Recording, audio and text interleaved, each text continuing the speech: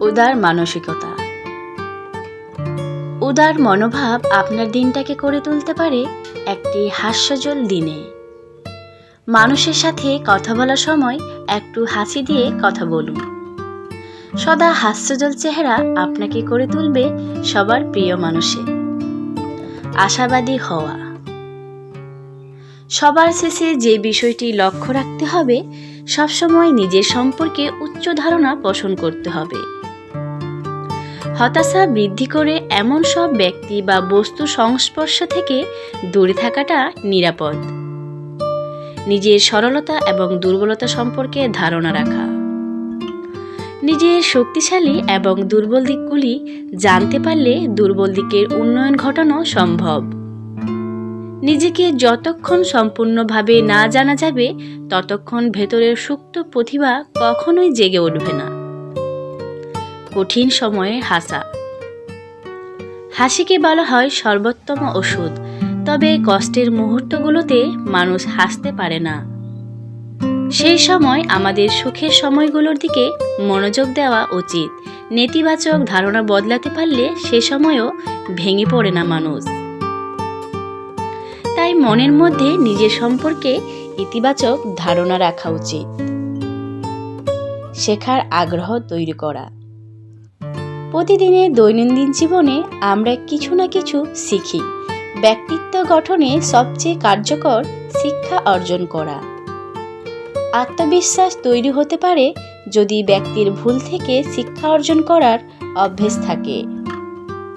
তাই জীবন থেকে শিক্ষা অর্জনের লক্ষ্যে অবশ্যই নোট করে ভুলগুলোকে চিহ্নিত করে নতুন উদ্যমে কাজ শুরু করে মানসিকতা তৈরি করতে পারা।